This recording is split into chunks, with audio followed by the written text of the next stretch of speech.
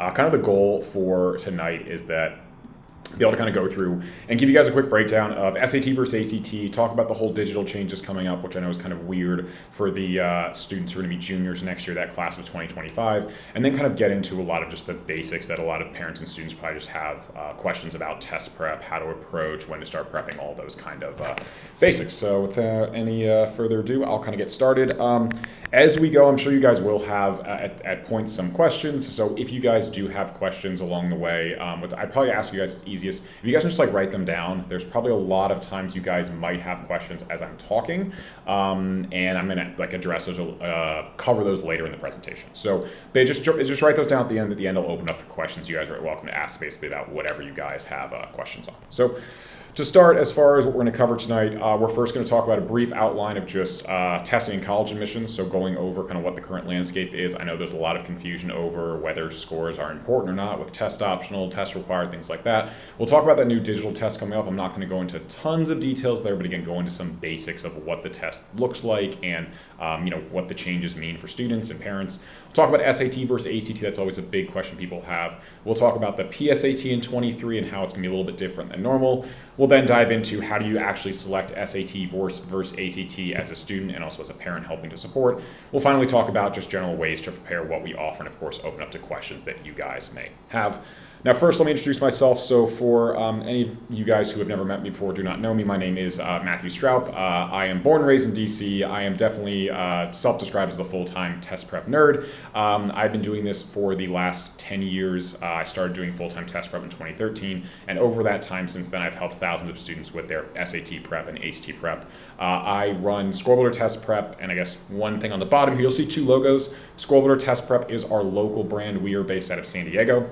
So we have a local brand that we've had here for years where students can meet with us both in person and online. Prep Pros is our newer kind of online only brand, which it really is kind of nationwide and worldwide, where students from everywhere are able to work with us and use our courses. So I know some of you guys are here from Scorebuilder Test Prep, so you guys are here from Prep Pros, and people watching, again, that's kind of the basic difference. But beyond that, everything we really do with our tutoring, our coaching, our classes, our online stuff really is all very much the same.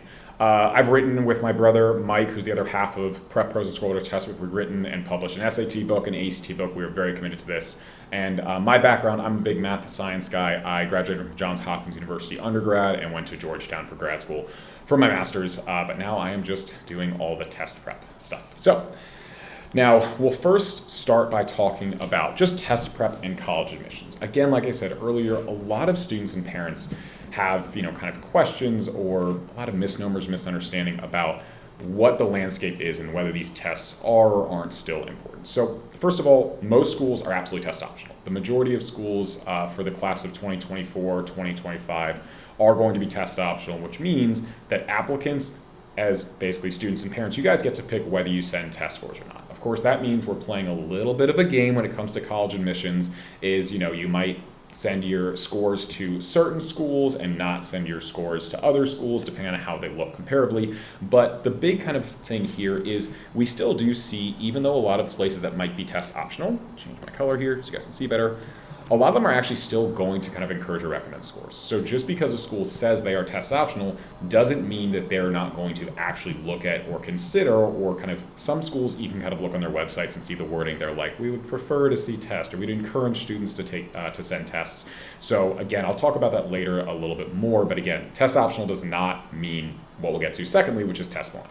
So test blind is a smaller group of schools. There are schools beyond the ones I have here in yellow, but usually the ones that especially people in California here, but also nationwide, are most interested in are the UCs. It is a pretty prestigious system, hard to get into, but the UC schools are doing a big kind of experiment right now where they're actually test blind. So when it comes to admissions decisions, if you want to go to UCs, you can have great SAT and ACT scores. It's not actually going to help you in that admissions process because they're not going to consider those.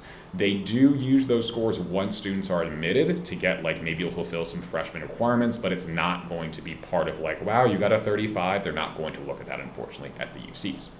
Now, finally, we do have some schools that basically, right as COVID started winding down, went straight back to requiring the tests. There are a couple notable ones here, kind of highlighted in yellow. MIT went straight back to requiring the test. Georgetown as well. Same with University of Florida, and then the high selective Naval Academy, Military Academy, Air Force as well. There are other schools you guys can see listed down below. Are ones that have gone back to requiring it. Every year this changes a little bit, but I definitely expect a lot of schools to stay test optional. So most, again, if you're applying to these schools, obviously you need to have the test. But outside of this, if you're going to schools, it's still going to be benefit for a lot of students to have these tests. But again, if these are anywhere on your list, you 100% are going to need those scores. Now, for our test prep and admissions, kind of the key takeaways from this that I want you guys to understand is, number one is that strong test scores can absolutely help your application, and they really aren't going to hurt you because, like we said, with test optional schools, you can kind of play that game. If let's say you give it a full effort, you try to get a great SAT score and it's not as high as you want it, you can just not send it to that school. So there's really no, minus yes for students and parents, the money, the effort involved in doing test prep. There's really no downside when it comes to actually applying to schools. And number two is a lot of schools, especially a lot of those top schools, even if they're not going to require them, they still would like to see those SAT and ACT scores. The majority of students that are applying to and getting admitted to those, top 30 schools, and the higher up you go, the higher the scores are getting, are still going to want to see those. So in my opinion, you definitely still want to have those scores. And if you're applying to one of those, top 30, even top 10, top 15 schools, and you don't have scores, it's probably something they could look at and be like, why don't you have scores? Additionally, with the schools, I think test optional is kind of here to stay because overall it is, if you think about it, is good for a lot of the schools. Test optional means a bunch of things. Number one, more students apply, which means for those schools, they have a higher number of students applying. They get to pick for more students. They also get more money in application fees. They then are able to, since there are a higher number of students, when they do admit students, they're getting a lower percentage of students they're selecting, which makes them look more prestigious. Additionally, it means the test scores have actually gone up, which is a little bit weird because the students who are sending test scores have higher test scores. So now it actually looks like they're even more challenging to get into with the weird kind of test score inflation we're seeing. And basically all of those things are, some of the things that schools like to have for rankings, things like that. So I think that test optional is probably going to be here to stay for a while. But again, test optional does not mean they don't matter. Number three here is for, again, like I said, there's no downside. Another reason there's no downside is as a student and a parent, you guys get to pick what test date or dates to send to colleges. They're not automatically sent off. Both the SAT and ACT have something called score choice, where you're able to basically pick whatever test dates you want and send those. We'll talk about that again more later as we go. And number four here, for a lot of parents and students, they don't really know how much money test prep and good scores can be worth. So there are actually a lot of schools that offer automatic scholarships based on SAT and ACT scores. So once you get in, if you have a certain number, you're just going to straight qualify for different levels of the scholarship. So the scholarships can be worth anywhere from like $1,000, $2,000, a couple $1,000 up to getting full rides at schools. So there is definitely, for parents and students, as you're looking at schools on the list, if it just so happens that certain schools your son or daughter are interested in are ones with this setup, that's of course fantastic. It's also a great way for students and parents who don't have as much financial means and assets to be able to still get into schools. And, it's a pretty good return if you're going to spend a couple $100 or $1,000 on test prep and get you thousands and thousands of dollars, or half off tuition or a full ride. So it is definitely something. There is a lot of money linked to these that often people don't know about. Now let's talk about kind of a big change coming up, which is the new digital SAT. So if you guys didn't already know about this, the SAT announced last year that they're basically kind of redesigning their test, and they're turning their test from a paper-based test to a computer-based test. So this is kind of a big curveball. It's going to change up the testing landscape for sure. So it really is kind of a complete redesign. The digital SAT is more similar than different, but I'm not going to go into every little detail of digital versus paper right now, just because I know most students and parents here don't need to know every minute detail. We'll definitely cover that more in future information sessions and newsletters and YouTube videos and things like that. But the main thing you want to kind of understand is the timeline coming up. So of course we can see down here, that is when our first digital SAT is going to be in the US. It has already started internationally at the start of this year. So international students are already taking and needing to prepare for the digital SAT, but the students in the US, that is going to happen in March 2024. So for any students or parents here who have students who are rising seniors, you don't got to worry about it. It is going to be for the class of 2025. So the class of 2024 with the SAT, there are 4 more test dates coming up in the fall and the winter, and students in the class of 2024 can take August, October, November, December. If you're applying for those early applications or early deadlines, August and October will be done early enough. You'll get those scores back pretty quickly. You can always follow up applications with scores if you want to keep taking it. Regular deadlines, all 4 of those are going to be options. And then the big thing here is, again, for the class of 2025, it makes it a little bit tricky for students who do prefer the SAT as far as how to plan. I'll come back and talk about this timeline a little bit later. The other weird one we're going to see in a second is that the PSAT in 2023 is also going to be digital. So again, we'll cover that more a little bit later, but a couple weird things we're going to see happening. So let's talk more about what the heck the digital SAT is and the kind of changes coming up. So I already said number one change here is the digital SAT is going to be computer-based. Now, if you're thinking that means that students can sign up whenever and go to a little testing center and take it on a computer, similar to how, like, say, the GRE or the GMAT are set up, that's not how it is. It's still going to be on set testing dates. They're still going to have to sign up for locations and go into schools or other testing locations, probably mostly schools, but they're going to have to bring their own device. They're going to have to bring their own computer or their own iPad. There is an app called Blue Book, which basically locks down the computer, and then they're going to take their test through that. So of course it's going to, I'm sure, present its own challenges, but that is basically how they're doing it. Again, international students are already taking the test this way, and they're going to roll this out with the PSAT to give students some introduction to how that's going to work. The big change they're really doing is they're making it a shorter test and an adaptive test. So the shorter test, honestly, I think is a pretty good, marketing move. High schoolers don't love 3-hour tests. Let's make it a 2-hour test. So instead of the old SAT was 3 hours long, this one is now going to be 2 hours and 14 minutes. So we have shortened the test. The old test, as we can see here, this is our current version for students. There's one very long reading comprehension section where it's 65 minutes. There's a writing and language section, which is more grammar rules and stuff. That one's 35 minutes. Then there is 2 math sections, one with no calc and one with calc. On the new digital SAT, they're combining the reading and the writing sections here basically into 2 modules. I'll talk about the modules more in a second. So it's going to be a mix of reading questions, which are more reading comprehension based, sometimes vocabulary based on the new digital test, and more grammar based question and stylistic questions from the writing one. So those are going to be together, and then we're still going to see half of the SAT is going to be math. There is no longer a no calc. Students are able to use Desmos, which any student on here I'm sure is very familiar with Desmos. For parents who don't know, Desmos is like an online calculator system. So they're going to have access to that, like online graphing calculator and like digital calculator as they're doing the test. So there's no longer a no calc and a with calc section. It's all with a calculator. Now, the biggest change, and you might be thinking, how are they just shortening the test? Well, they're making it what's called an adaptive test, which basically means the questions are not going to be the same for every single student. The questions are going to adaptive to the students based on how they do. So with the SAT, what's going to happen is there are 4 modules. They're going to be 2 reading and writing modules and 2 math modules. And the way an adaptive test works is the questions that are given in the first module are going to determine what you get in the second module. So the whole concept is that you're able to give students a fewer number of total questions, but still are able to assess how they're actually performing effectively. So again, students are going to take in the first module, that might, the first module would be, say, the first reading and writing module. They would take that first module, and based on how they perform, they're going to get different sets of second questions. The way it works, it's not a set, like currently the SAT, every single student taking it is going to have the exact same questions. It is coming from a question bank now, so students are going to get basically a mixed set of questions. How they do will determine the second set. So they're still kind of outlining exactly how the scoring and stuff works. They haven't given every single detail, but generally speaking, if you do well, you're going to go to the harder set of questions, which is going to lead, of course, to higher scores. If you do worse, you're going to go to an easier set of questions, which is going to lead to lower scores.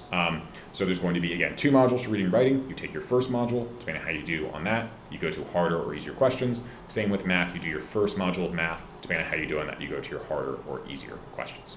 So that is kind of, again, the basics of how the adaptive test works. Again, we're fewer questions for the students, and overall still, again, the SAT is saying they're able to still assess them, which they are, but fewer questions that can cause problems of its own for students. Again, if you're thinking of making like a silly mistake or things like that, you'll get penalized heavily. We'll talk about that again more a little bit later on as well.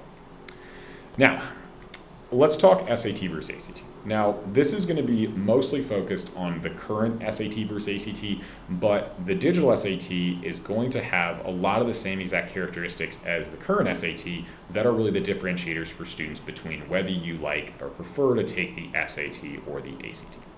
So currently SAT, ACT, they're both tests that are 3 hours long. Like I said, the digital SAT, when we get to that new test in March 2024, is going to be 2 hours and 14 minutes instead of the full 3 hours. Quick description as far as the difference between the two tests is really right here. The ACT is a faster paced, more straightforward test. So you have to read more quickly, you have to process more quickly, you have to work at a faster pace, but it is going to be more straightforward. And if you had unlimited time, the ACT is probably going to feel easier for most students, except for the math. We'll talk about that more in a minute as well. The SAT is a slower pace but more complex test. A lot of people describe the SAT at times as being trickier because you have to read really carefully and think really carefully, and there's more kind of steps involved. So like I said, SAT, what we see here is we're going to have a long reading comprehension section. The reading comprehension on the SAT, and this also is going to apply for the digital SAT, is going to be a notably higher level reading comprehension. Because you have more time, you're going to have to read at a higher level. You're going to have to read passages that are at a higher level of reading, that are more difficult, and the questions are going to be a lot more nuanced. The ACT reading is more of a read for speed. The second thing on the SAT is a writing and language test. This is where you're being asked to go through and fix basically an essay, make grammatical changes, make stylistic changes, pick correct transition words.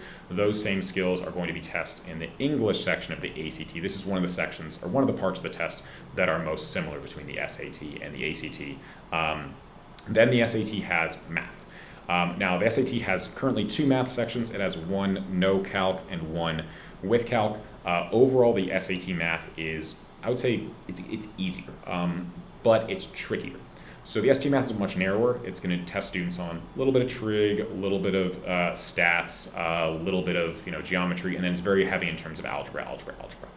So it is narrower in terms of the topics, but when students first take the SAT, and the math on the digital SAT is very, very similar to the current SAT. They're just twisting certain types of questions, but overall the content is very similar.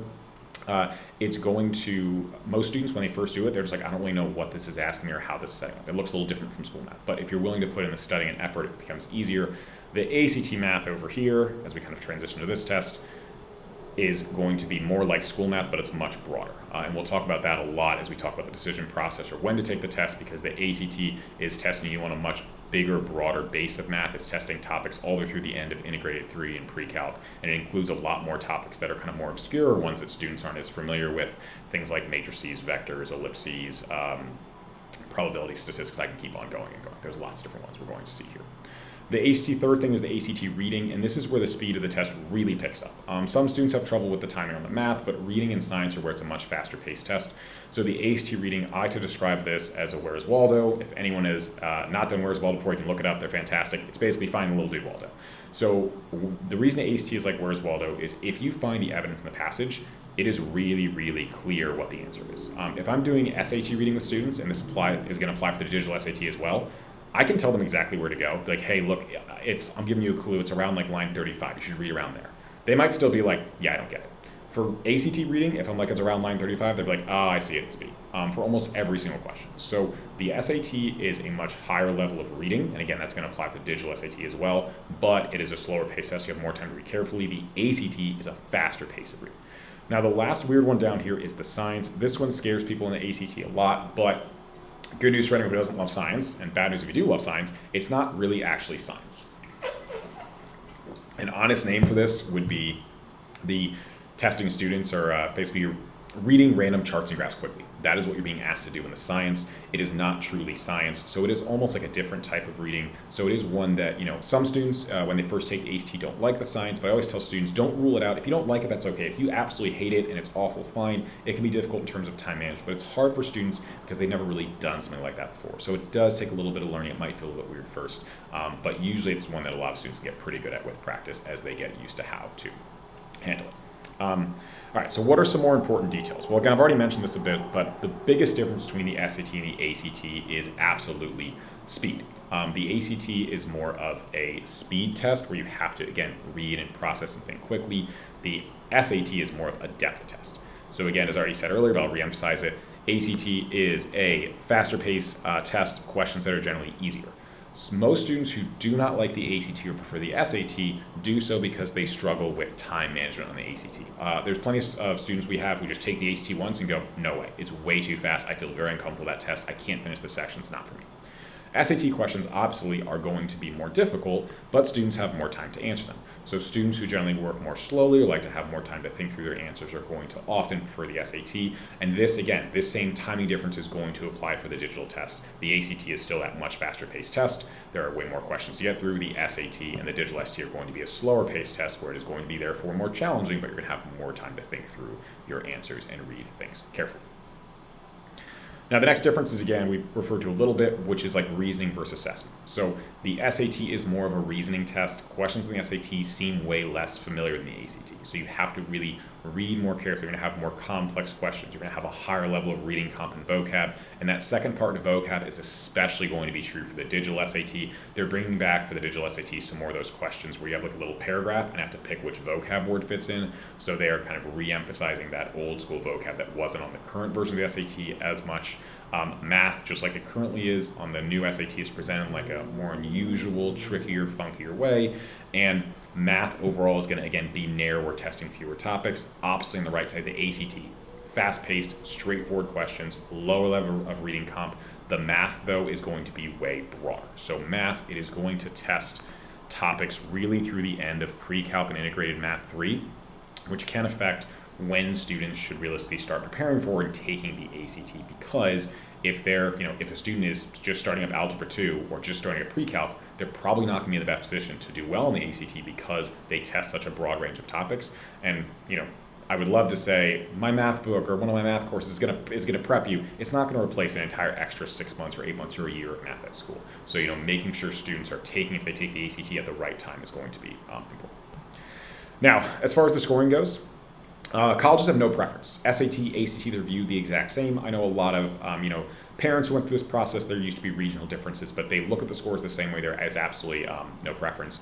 SAT scores are out of 1,600, so half your score comes from reading and writing, half your score comes from math. That is still absolutely going to be true for the digital test. The ACT, you're going to have a quarter from each, so it's from English, math, reading, and science. And in order to compare the scores, if you have your student take a practice SAT and ACT, which I'll recommend a little bit later, you can there's concordance tables that kind of show how the scores compare. So of course you can figure out which one is higher, and the colleges are able to compare those scores directly. The most notable difference as far as the scoring goes from a strategic standpoint of which test might be better fit for my student is that the SAT has a way heavier emphasis on math. So since the SAT is 50% math and the ACT is 25% math, sometimes students who are disproportionately good at math might overperform on the SAT or find the SAT easier because they get to do half math, whereas opposed to 25% of the ACT is math. That is not universally true because sometimes students who are really good at math are also not as strong at reading comp, where they might struggle in the SAT reading comp, but they can do the ACT reading comp better. So again, there really is, kind of no substitute around my recommendation in a minute, which will be taking a practice test of each. Now, as far as the basics here, they're both offered 7 times per year. It is definitely important to plan ahead so you can make sure you get a local testing site. This is true for a lot of parts of the country, especially here in Southern California. There are a lot of high school kids. There are limited testing sites, so those local spots can fill up fast. So definitely make sure once you figure out what testing dates you're aiming for your student that you sign up early so you can grab those spots. Students who qualify for extended time usually are going to prefer the ACT. That's not 100%, but I would say it's probably around 90% of the students who work with for extended time end up preferring the ACT, because the ACT, since it is a faster paced test, that time and a half is definitely going to be more beneficial. Also, since the ACT is more of a straightforward test, a lot of times students who have whatever, like 504, ADD, ADHD, dyslexia, any of those like types of anything else, often find the ACT more approachable with the way the questions are presented. If you are applying for extended time for your student, make sure you start that process early. You have to work through a counselor at the school to apply, to have them submit all that paperwork and stuff. And then, as I mentioned earlier, both of these tests offer score choice, which lets you, as a student and a parent, pick which test dates to send. And as you can see over here on all the test dates, they're pretty much, there's almost an ST or ACT every single month of the year. So it's almost like every other month. If you're picking a date, you're going to have some coming up pretty soon as well. Now, of course, which brings us to, all right, Matt, that's a lot of information. How am I supposed to figure this out? Well, of course, there's not a pure answer of one test is better. I don't have a favorite. No one really should. But the general recommendation is for each student, there's probably a better fit.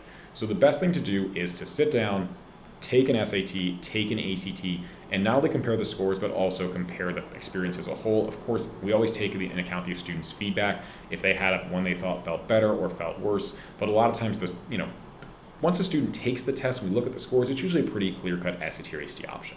And right now, for students who are preparing, of course, take an ST and ACT. For students who are preparing later this year, when you're going to be doing the digital SAT, not the SAT, you would just take a digital SAT and an ACT. Now, beyond that, once we figure out SAT versus ACT, we always recommend prepare for the SAT or ACT and not both. You can almost imagine being an athlete who is really good at basketball and baseball. You don't want to be splitting your time if you want to become the best you can be. So it is better to pick the test which is better fit for you and put all of your time and effort into getting really good at one of those tests, because again, it doesn't matter which test you send to colleges. And finally, of course, you want to plan ahead. Try and give, as a student or as a parent, you want to give yourself, at least probably a 2-3 month lead up for that first test to really effectively prep. A lot of times the challenge is students can be like, oh, I got a test in like a week or two, I should start prepping, and then it's really too late to get effective prep done, or it's just really overwhelming. So giving yourself that bigger timeline will make it easier to make prep not be overwhelming and also get those really good results we're, of course, looking for. So I'll kind of hit a couple common questions here, which is, number one, when should I take that practice test? For the majority of students, it's probably good to take the practice test at the end of sophomore year, especially students who are more advanced types, taking advanced math, honors math, AP courses. A lot of times those students are going to be ready by early junior year to take the tests. I wouldn't recommend taking it like winter break of like sophomore year, just because that data point's not going to be as useful as a data point, say like right now for students who just finished up sophomore year. A lot of times students as sophomores are going to be learning math that will still be helping them. Of course, if your student is the type who's super advanced in math, let's say they're finishing up like pre-calc as a freshman and they're going to be taking calc as a sophomore, that's kind of the one time you might even be able to start this process earlier, because usually the one thing that holds most students back is the math that they've been exposed to. But it doesn't always mean still going earlier is necessarily going to be better. So, of course, the next question is, when should I start preparing? I was kind of referring to that in a second, which is, if you're a high achieving student, if you're an honors math student, if you've completed pre-calc or integrated 3, now is the time. Start prep over the summer. The summer is a great time to do prep, especially because a lot of those high achieving advanced students, their junior years are very busy. That being the opposite of that is, if you're kind of like a regular math student, if you're a weak math student, if you're more an average student overall, if that's your son or daughter, a lot of times waiting a little bit longer is going to be beneficial. You don't need to rush into this process and take it early. You can take it again all the way through junior year, even into the start of senior year. So we have plenty of students when they start early, we want to kind of hold the horses, hold them back, let's get you some more coursework done, especially if you haven't done pre-calc or integrated 3, the more math you're going to learn, it's going to be easier on both of these tests. So of course the question is, it depends. What's best? Well, take those practice tests. You can also reach out to somebody like me. We can of course help give recommendations on that process with our experience and kind of figure out what's going to be best. And when we're kind of putting this together, we're kind of considering the holistic look into the students. Not only what's best for them academically, but what's going to work with their workload of junior year, what's going to work with their sports schedule, their theater schedule, their extracurriculars, whatever else is going on, because this is, again, another thing taking up their time. We have to balance that with everything else and make sure we're setting them up for a timeline that's going to make them successful. Couple other FAQs. One is the classic, my friend started prep. Should I do that? My friend's been prepping since 8th grade or a freshman. Generally, no. Most of our students do not touch SAT or ACT prep until around now, if they're just finishing up their sophomore year and starting this off. So most students know, again, if you are a more advanced student, there are times when we do start with sophomores, but generally those are the students who are, again, more advanced honors type kids who are ready to go earlier.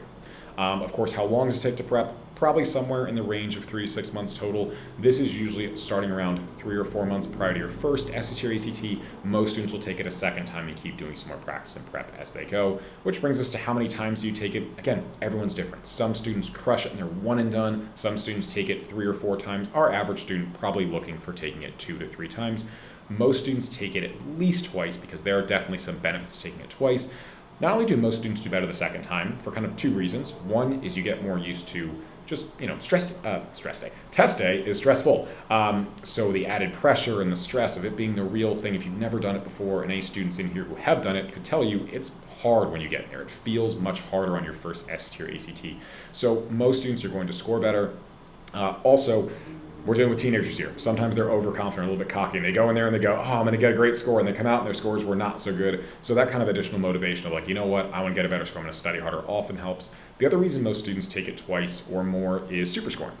So if you don't know what super scoring is, what it is it basically lets you cherry pick your best scores from different test dates. So if you took the ACT once and you go, oh, I did great in math and science, but I really didn't do that well in reading and English, and you took it a second time and your math and science went down, but your reading and English went up, you can grab your reading and English from your second test, your math and science from your first test, and that is your super score overall. The SAT does the same thing with letting you take your math half and your reading half and writing half from different days and putting those together.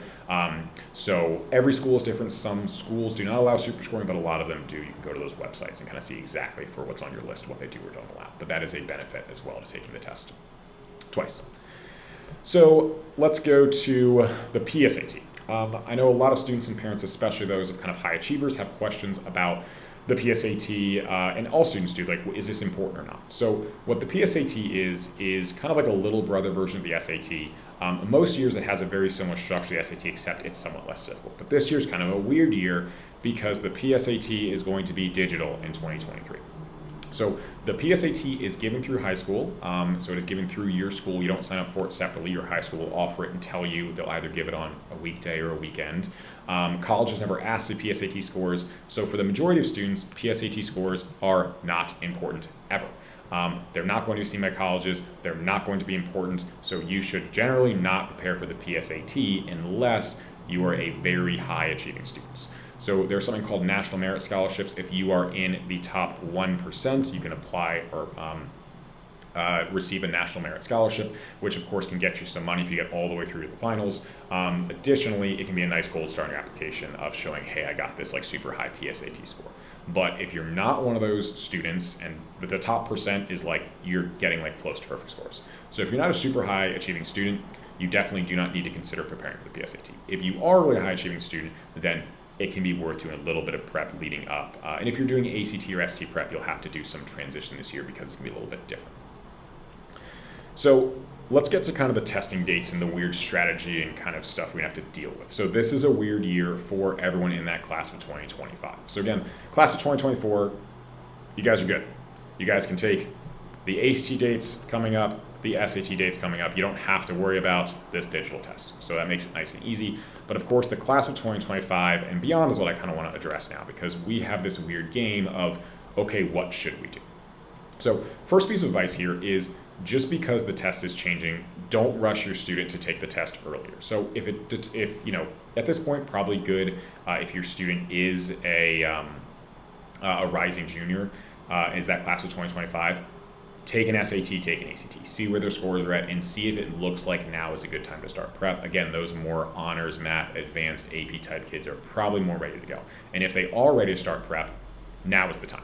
Because if your students are ready to start prep, what we can do is we can take, let's say your students are ready to start prep, they're an ACT kid.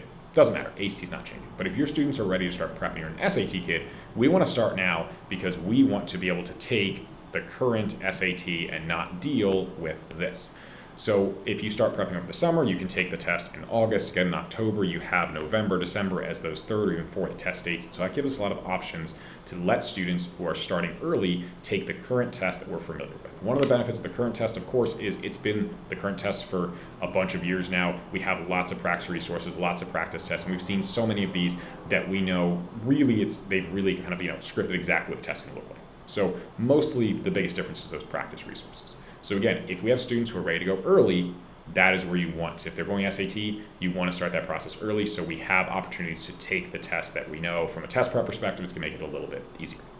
Now, oppositely, like I said, just because I said that and you go, well, I don't want my kid to take the new test, like, don't panic. We know exactly what the new test is going to look like. They release practice tests. There's going to be like a little more in terms of limited resources for those practice tests, especially at first. I've gone through the SAT the last time it changed. And I was already prepping, so I've kind of been through this, know how it works. So it's nothing too crazy. It's just you have to be a little bit creative with resources and preparing. But you can still fully get students ready for this, and we're already getting students internationally prepared for the digital SAT.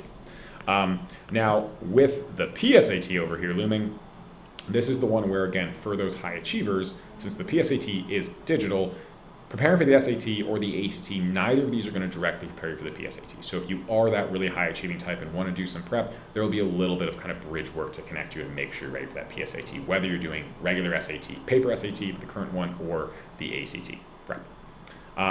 So again, my quick thoughts, I kind of hit a lot of these already, but again, if you're doing SAT prep for the current version, the paper version of the SAT, that is not going to fully prepare you for the digital test or the digital PSAT. It will definitely help, but is not going to direct. So I would rather, from my perspective, I'd rather start early and prepare a student for the paper SAT or start later and prepare them for the digital SAT. It's going to be easier on the student, make the process simpler.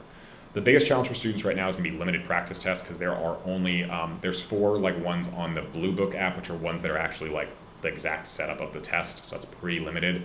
The third thought here is fewer questions on the SAT are going to lead to penalizing students more heavily for mistakes, especially in Module 1. So if we can imagine, the fewer questions there are, the more each question matters for your score. So of course, that is going to kind of be a balance. So if you are a type of student who sometimes make dumb mistakes or misreads, you're going to get penalized more heavily on the digital SAT as opposed to the current version of the paper SAT.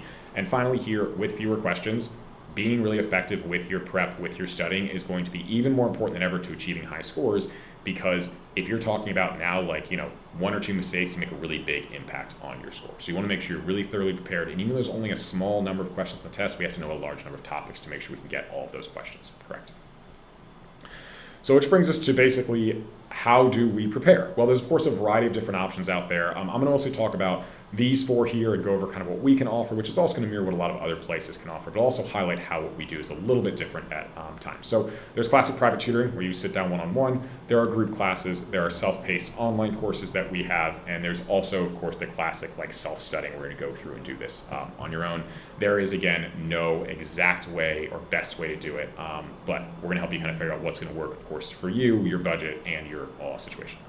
So quickly about us. We're a team of 2 of us. It's literally myself, Matt, my brother Mike. So anything through Scoreboard Test Prep or Prep Pros, you're working directly with one of us. On Prep Pros, I do all the ACT content. My brother Mike does all the SAT content. We have both been doing this for, between us now, 17 years. We're full-time tutors. We've done this for 15,000 hours. And our kind of goal with, especially our new Prep Pros one, is we want to provide expert SAT and ACT tutoring for everyone, whether you are fortunate enough to have a family that can afford private tutoring or a group class, or you don't have that resource. We still want to be able to provide an online resource that is still at like our super high quality that's going to help. And we've been really successful at this. On average, our private tutoring students, we're talking about 6 points ACT improvement, around 200 points SAT improvement. So the prep really works as we're going through. Now, our first option here, of course, is private tutoring. And if you ask me, hey, what's the best way to get a kid to the highest score possible? Of course, it's going to be private tutoring. Because I can sit down with the student, or Mike can sit down with the student, and we can go over exactly what their issues are, customize our lessons, their homework, everything can be completely custom built. So with us, we use a lot fewer hours in a lot of places. We usually meet with students for like 12 to 20 hours over, again, 3 to 6 months. Our rates go from $200 an hour for in-person, remote, or online Zoom stuff, and up to $250 for in-home stuff for people here in Southern California. One thing we do differently is we really do kind of have like a curriculum, organized approach. So we kind of have 2 phases. Our first phase is making sure students really know the content. So you have to know the grammar rules, the math rules, the strategies, the techniques. So we really make sure that students learn those, and then we're going to work on applying those, of course, on practice tests. We also work a lot on pattern spotting to help students kind of feel more confident and comfortable and recognize what they're being tested on. A lot of other test prep companies, you'll see 2 things with private tutors. One, you'll see private tutors who charge a lot of money but are like recent college grads, or they're doing it part-time and they're not generally nearly as good. I can tell you from when I started to now, I'm way, way, way better. And 2, you're going to see a lot of companies or tutors that just do the classic, here's a practice test, review your practice test, what do we miss? Okay, let's do it again next week. And that doesn't really work. If you imagine taking AP Bio and you showed up on the first day of AP Bio and they go take a practice test, that's not a very good way to learn. So you look at the test, you go, okay, I missed something on photosynthesis. If you never learn how photosynthesis works, you're not going to be able to understand it and get it right on a future test.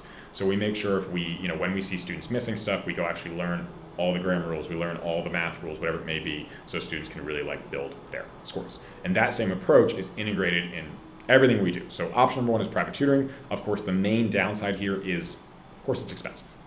Now, second option here is we also teach live group classes for high achieving students. So I teach what's called the 30 plus ACT class. My brother Mike teaches what's called the 400 plus SAT class. And these classes can be attended both in person or remotely. They are on West Coast time. We have them from 5 to 8 p.m. West Coast time, which I know for some East Coast or internationals is not super feasible, but that's when we teach them. We have them later in the evenings on purpose to keep it away from students' busy schedules with work, with school, with sports, whatever else. Over the summers, they meet on weekdays. Once the kids go back to school, they're going to move back to Sunday evenings. So the classes are 7 weeks long. They're 3 hours per class. There's 21 hours instruction. We give the students 4 practice tests. And in the classes, we're teaching those same lessons, strategies, techniques we're teaching, of course, in private tutoring sessions. And one unique thing to our classes is they include and utilize all of our online courses. I'll talk about those more in a minute. We also utilize those in our private tutoring sessions. Also, our classes have all, since it's taught hybrid on Zoom, online, in person, we also record all the classes. So it makes it super easy if you're on summer vacation for 2 weeks, if you miss because you're sick, if you have a sporting event you can't get out of, it makes it super easy for kids to just watch the recordings and come back. So the class is $12.50 for the whole online class. We also do a package deal that includes 3 hours of private tutoring at a discounted rate for $1,700. So a lot of students and parents like that kind of combo of the live tutoring or the private tutoring and the live class because it brings down the price point a bit. It lets you get a lot of the same content, strategies, techniques that we would teach in private tutoring sessions, but it is going to be less expensive. Then you can do that kind of private customization afterwards. The classes, again, they're high achiever, but don't let the name scare you away. The 30 plus ACT class, I have students in there who are starting anywhere from 25 up to 30, 31, 32. It is mainly if you are a student that strives in a classroom environment, you are a good studier, willing to put in the time and effort, those are the kids who are going to do well. So it's not like a strict cutoff of but if you're not a high scoring achieving kid, I want to make sure, of course, it's a good fit. So we always do pre-test the students to make sure we have some baseline scores. Now, our third option here is kind of our newest one that we've done with Prep Pros, our online brand, which is during COVID, we had a lot of time, so we basically made online courses, and we're still finishing these up, and we're also updating these for the new digital test. We'll have a whole new set of courses when that test comes out, so we're in the process of doing those right now. So basically what our online courses are, we call them the Ultimate SAT course and the Ultimate ACT course. It is literally, the whole concept is this is our budget option. But it is not budget as it is any worse. It is literally the same lessons I teach in private tutoring sessions and group classes, but it's all on demand. So literally it is like me for ACT as your private tutor, or my brother Mike, but just way cheaper. With these courses, we have over 50 hours of videos. My ACT one has over 70 hours of videos. I think Mike's is closer to 60 now, but it's the same lessons. We're using the same materials, our binders, our books, our study guides, our practice stuff. We have tons of questions. We have study guides, as you can kind of see here as well, that make it easier for students to know what chapters to do. So it's super, super comprehensive. I'll go into more of those details, but we're basically giving everything there is just $99 a month. And also, basically to make sure you guys do well, if you go through the process and you take the courses and you do the practice and do the prep and you don't improve, we basically have a 100-point SAT score improvement and 3-point ACT money back guarantee. So at the end of the day, if you give it a full effort, if you take the course, if you do the practice and do the prep and you don't improve, I'll give you your money back. We've had to give 0 people their money back so far because the process really works. But again, the whole goal here is we're pretty much taking our same private tutoring and making it much more affordable and accessible to the masses. So if you do the Ultimate SAT course, what's included in the course? We have a reading course, a math course, a writing course. There's an advanced math course as well, which is 150 hard questions specifically designed for students aiming for those super high 800 type scores. We also have practice SATs and study plans. And basically everything in here is going to have those full explanations. So as you kind of saw back here, this is kind of the setup where you can basically see it'll be me in the top corner for ACT Talking. We have all of our materials, our books, our binders included in those courses, and we're really teaching off those, just like, again, we would be teaching in a private tutoring session. So as we can see here, for the SAT, our reading book is included, our writing language book is included. The only book that is not included is our SAT math book, which is published, so you order that one separately on Amazon. But everything else, practice tests, study plans, are all in the course for, again, that kind of flat monthly fee. You can go through it as fast or as slow as you like, or whatever works for you. ACT course, super similar. English, math, reading, science, practice ACTs, study plans. So again, it's the same concept. We're going to have tons and tons of hours of videos, and it is entirely customizable. So these courses, of course, can be great for students who are on the go, who have crazy schedules, or just self-motivated types who want to be able to basically log on and do their prep from the comfort of their own home whenever they want to. Same with the SAT course here. Everything's included except for that ACT math book that I just recently published as we go through. So again, it is one that a lot of students have used, and it's an easy way to go through and do your prep at a lower price. Now, these courses are also included with our group classes. So unlike most group classes who might spend an entire class going through and be like, oh, you guys took an ACT yesterday, let's go over your test and look at every single question and explain it. All the students in our classes have access to these. So what they're able to do is they're able to, when they do practice tests, when they do homework, they can go through and review that on their own, which of course makes it more efficient for them because they can not only make it efficient time-wise while they're looking at the questions they want, it also makes it, if you have a shy student who doesn't want to speak up in class about the questions they missed, they're going to be able to look at everything on their own pace at their own time, and it means that they can basically do all of those. So as we go through, and I saw a question through, I'll answer in a second, which was how long does it typically take a student to complete each of those courses? It totally depends on the student. The total hours here, like say the 10 hours for English, that's broken down into about 5 hours of that is instruction and 5 hours are answer explanations for all the questions that they're going through and practicing. Of course, most students don't watch the questions they miss or they struggle on. So, you could sit down and complete an English or a reading course in, a couple weeks. The math course, of course, this is a big, this math book is a big 350-page monster. It's going to take a while to go through that. But it really is about how much time you put in. As one of the students is saying, he basically said he got it like a week ago and he's already finished the English course. So it totally depends on what you're going to do. If you have a bunch of time, you can get through these really quickly. Of course, if you're doing it less aggressively, it's going to of course depend on what's going to work for you.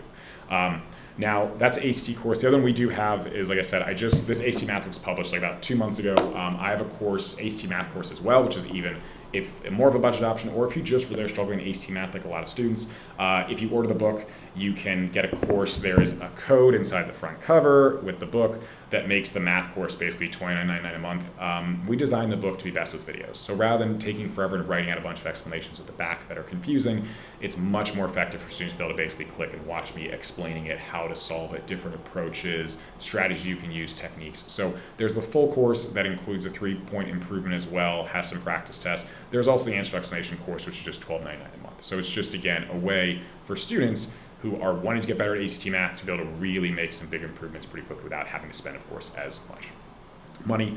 And back to one more thing about the courses with our private tutoring as well, we leverage these courses. So normally if we're doing private tutoring, let's say I go, hey, you're going to do a couple chapters in here for homework. Normally if you come back and you're going to come back the next week to a private tutor, you're going to spend a lot of that session going over the homework, correcting the questions you got wrong.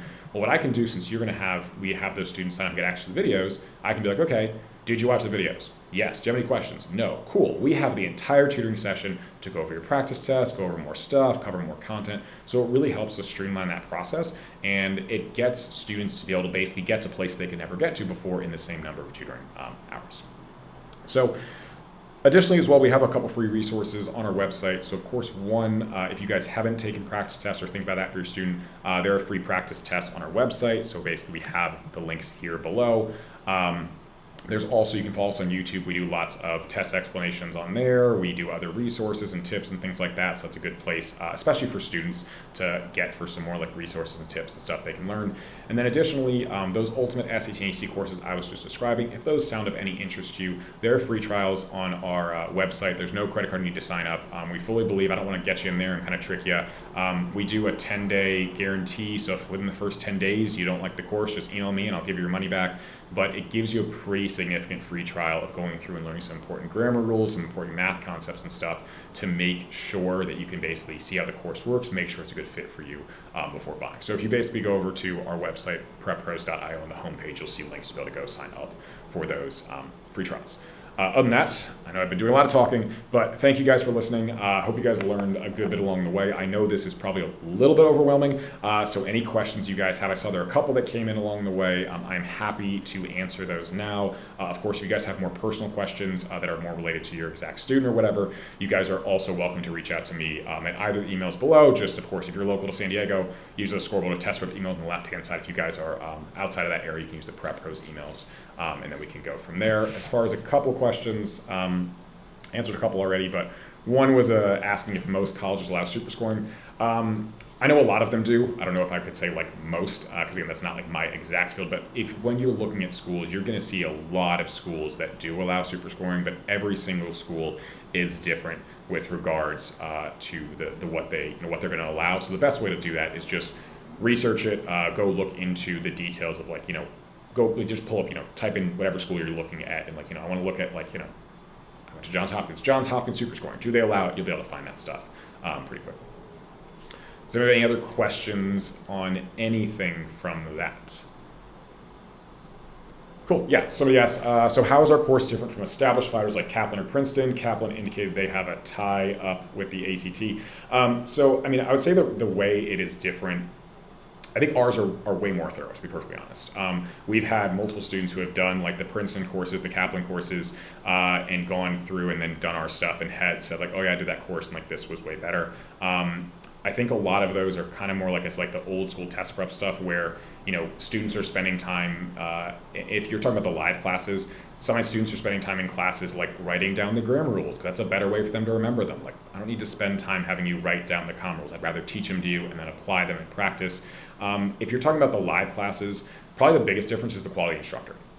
So if you're talking about a Princeton or Kaplan course locally, you might have somebody who is following more of a script or is a part-time tutor, whereas, with the classes with us, and that's the biggest difference with us, is exactly who you're getting. And if you reach out via phone, via email, you're talking to me or to Mike. If you're talking about their online courses that are kind of more similar to like what I mentioned with the Ultimate S-Tier HT course, their courses are way smaller as far as like the number of hours and the content. They don't I see one more question coming in, so we get distracted, but they're not going to like go into, again, like probably as much depth with like how thorough ours are. Again, there's like, we have like my EC one is like 70 hours. I think if you look at some of those Kaplan or Princeton ones, the number of hours are way fewer. Also, if you are signing up with any of those ones with like their guarantees, do read those very, very carefully. Usually, if you sign up for their live course or the other ones, it's something as simple as like if your student didn't like complete and submit their homework on time, it like gets rid of the entire guarantee. Our guarantee is pretty simple with the online courses. It's like if you complete like 80% of the courses, I'm not expecting you to complete every single thing, but if you gave it a serious effort, completed the courses, completed the practice test, and can honestly say you didn't have a good experience, like again, I want everyone to have a good experience, so I'm not trying to like trick people out of their money. Other question I saw here, which was the tutoring during the free trial, the 4 hours, what that's referring to, it is not private tutoring, no, not giving away 4 hours of private tutoring. The tutoring during the free trial is basically just saying there's like 4 hours of like content in there. So there are basically 4 hours of like content in the videos and things like that. So basically, as we're going through that, that's referring. So it's just saying you're getting those lessons. And then other one, someone said, are there differences between the ACT and SAT math books? Would the ACT be like for the SAT and vice versa? There are significant differences, yes. So the SAT and ACT, I mean, I can tell you there's the two of them here. They are, if you flip these things open, there are notable differences with regards to the content that is going to be on the test. So, working through, you should definitely get for students, it's going to be better for like getting the ACT math for the ACT, the ST math for the SAT. There's a lot of topics on the ACT that are not tested on the SAT, and there's also differences with how they present the questions. So it's always important to have, we were very, very careful with how we wrote the questions to make sure they look like the real test. So when students start preparing, it looks like that for testing. Somebody else asked, for the $99 monthly, does it have your own tutor? Well, yes, but it's not like a live one. So, what it's referring to is basically if you're doing the HT course, you're getting me as your own tutor, but you don't actually have to, pay for me live, but it's basically all the recorded versions. So that's what I was kind of referring to when I was saying like it's your own private tutor for $99 a month. Is of course it's just the online recorded version. Somebody else asked about the ACT essay. That was one thing I forgot to mention, so thank you. ACT essay, the reason I did not mention it is not important. The SAT actually used to have an essay, and they got rid of it a couple years ago. The ACT essay is optional, but it is not important when it comes to college applications. I used to recommend that people take it. Funny enough, the UCs actually used to require it, but no one requires it anymore. Very few schools even like prefer it, so it's generally one that's not something you need to be concerned about, and one that I don't really tell students that they need to take it. Somebody else asked, when is the latest I'd recommend someone taking the ACT? I mean, if it's a student who is a senior who hasn't started the process yet, again, you can kind of take it as late as you need to as far as trying to get the scores you want. For the dates, if you're doing early application up to October, you should be good. You'll usually have the scores back pretty quickly. If they're slower on the scores, then you can do you can always follow up the application with it. If you're doing regular application, you can take the ACT all the way up until December, and again, usually have those scores in time before the deadlines. So again, it's totally dependent on the student and the timeline and when you've started. Feel free to email me if you have a more specific question than that. So somebody else asked, for taking the initial SAT and ACT to see which one you want to choose, you recommend all students do a free practice test on your own. So the practice tests on our website are actually real. There's an ACT the ACT releases every year. It is a real ACT that they wrote, not one that we wrote. And the SAT is one that was released by the College Board. So we recommend that you are going through and you take those two practice tests. There are timing guidelines on there. There's Scantron sheets. So the students basically can just sit down, take those practice tests, and then they're able to score it up on their own. For those first practice tests, I'm not overly concerned if you go take it in a proctored environment or take it at home. As long as you're taking it, print off the test, take it strictly timed, and do it in one big sitting, that should still be fine. Somebody else basically asked about the course for the $99 a month. It is for everything. So those are not separate. If you do want, I showed you the ACT math was separate. We do sell them separately, but that's a bigger fee for the whole thing. But yeah, the $99 a month covers what I showed you guys was literally the entire, all those courses. It covers everything for just the one fee. Somebody asked about, does the course identify weak or focus areas? Can you speak to how you need to know where you're going to focus with that stuff? So the self-paced option, we do our best for that. What we do have is, I think I have it on the slide so I can pull up on my computer. We do have for the SAT, we have a bunch of diagnostic sheets in the ACT as well. So let me pull one up and I'll switch my screen so I can show you. So the diagnostic sheets are ones that when students take practice tests, they go through and they list the different topics that are on, that every single question is on. In the math book, the ACT math book, this actually, to make it easy, has, I see on the back, there's a 4-level system that we have with this math book. It'll also be on our new digital book, which basically says that, level 1, if you can't see it here, is for students scoring 23 and below. Level 2 is 24 to 27. Level 3 is 28 to 32. And level 4 is you want to go for a perfect score. So there are study guides in the book, and as you go through the pages, there are little logos next to everything that makes it easy for the students to be able to go through and kind of understand where they're at. So for the math books, that makes it pretty self-explanatory as far as diagnosing where to go. And those diagnostic sheets that I am still pulling up here, those ones are where you're able to, when students take practice tests, you can see the diagnostic sheets tell you which question the students are missing, and it will tell you the corresponding topic or the chapter that we are going to see. So I'll pull up one of those ACT ones, like I said. Pull up the practice one here. Give me 1 second for it to open, so I can just kind of show what I'm talking about. Okay, let me switch my screen.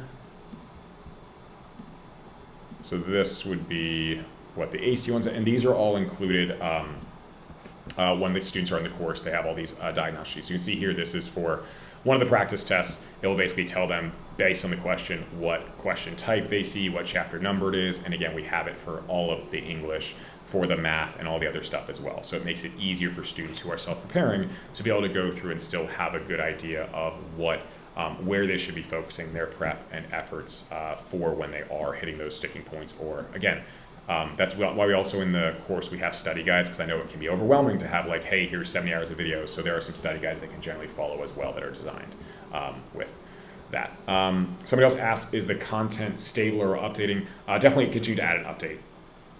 For as the tests change, as we add new things, there are definitely going to be aspects we're going to update. We're doing an entirely new course of the digital SAT. We're about halfway through writing our new digital SAT math book and filming that course. We're then going to follow that up immediately with rewriting our other books and doing the other courses as well. So by the time that digital SAT is here in the US, we will have, probably by the time the PSAT is here, hopefully we'll have all those new courses done. If not, it'll be shortly after that.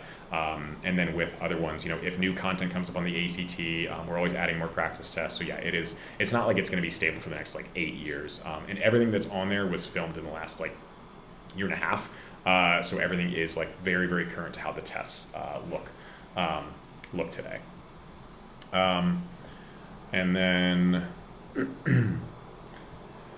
yeah, and then another question here, I'm going through. So somebody was basically saying, someone was saying that for, again, clarifying the $99 monthly, the ultimate SAT course or ACT course is basically that, yeah, you're going to subscribe for that. So the only thing, as far as if you do the $99 a month, the only materials that you need outside of that course are literally this or this. Everything else is included in there. So if you do the ACT math course, is the only thing that's not included. The SAT math course is the only thing that's not, the ultimate ACT course is only the math books that aren't included. The other books are downloadable PDFs in there, and everything else is covered. And then again, yeah, the other student had a question is the students will basically watch the videos. So there's videos of me, recorded versions of me teaching the same lessons. And then, yeah, the students are welcome to, we always tell the students when they join, if you guys have questions, please reach out to us if you have questions about how to prepare, what to study. We always do take time to respond to those emails, of course, to make sure that anyone in our Ultimate ST or ACT course is having a great experience. So we're happy to have them reach out if they do have any specific questions. And then I saw a question from one of the students who's doing digital SAT stuff about the glossaries and stuff yet. We don't have those ones yet. We'll definitely put those together, but those are harder to put together because it's not a set question order, as you know from doing some of those ones. I know this might confuse other people, but those will be, again, we'll have those out eventually when it's possible. But for the set versions they have, a couple practice tests that are ordered, we'll definitely put those ones out eventually as we have time as well. And yeah, the person who asked about the other books, honestly, the ACT math book that we have is no doubt the best one on the market. In my opinion, it's not even close because all the other ACT math books are old, they're outdated. That's kind of part of the reason I was motivated to start writing this book, kind of 4 or 5 years ago, because my students, there was stuff that I was you're not being prepared by these books. The stuff we have in English and reading, all of that is going to basically cover the same kind of content that's taught in there, but it's gonna be a little more succinct version because since we don't need to teach everything via book, we have the videos. It makes it easier and not quite as huge of a book. But they're still 115 to 130 page books. They're still pretty full books with lots of practice questions. And the person who asked about the math book, yeah, when you sign up for that's the only thing you have to buy with the course is separately the SAT math book or the ACT math book. Everything else is included. And for students who are, anyone who's international, we also have a digital version you can buy through us for those, because I know sometimes internationally it's super expensive to get those shipped, but everything else is included for that flat monthly rate. The math book's $29.99 on Amazon for a student asking that question. So, any other questions while you guys have me here? If not, thank you for all the questions. Thank you for listening. And again, like I said, you guys are welcome. If you have any more personal questions, whatever, you guys are welcome to reach out and email me. Oh, one more person. Sorry, I missed that question. Yes. So yeah, same deal with the study plans. We do have those for the SAT. We have those for the ACT as well, where we're able to go. There are a couple of those up there now. I'm still in the process of finishing all of those ones for the ACT, but yeah, we will still have those same deals where it's you're getting ready for the ACT in 1 month, 2 months, 3 months, 6 months. If you're trying to study, 5 hours a week or 20 hours a week or whatever else as we're going there. And for the question about when you can take the SAT, the last one here, you can take the SAT whenever. So you can, if you take it as a sophomore or a junior, SAT scores are accepted whenever you take the test. So it's all about whenever you're ready to take the test. If you're ready to take the test early and you're a more advanced student, we have students who take the test as a sophomore and are done and have their scores and they're good to go. All right, unless there's any other last minute questions coming in here. Like I said, you guys are welcome to reach out to me with any questions. That goes to everyone, of course, watching the recording as well. You guys are welcome to do that. But other than that, thank you guys for listening. Again, Matt at Prep Pros and Matt at Scholar Test Prep, a little bit both here. I hope you guys enjoyed it, and I will see you guys next time. Thank you. Oh, I see one person, last question here, was saying... Leaning towards both, flip on, off each of the programs. Yeah, you can. As far as like if you're leaning towards both programs like Ultimate ST, the courses, you can just unsubscribe whenever. So there's no like you don't have to be signed up for whatever. So if you're doing the SAT course for a while and you take that one and you decide to take the ACT, you can just cancel the SAT one and sign up for the ACT one. So you can absolutely flip as you're doing the prep for either one. It's all good. Ask away. All righty. I think we're signing off now. All right. Thanks, guys. Bye.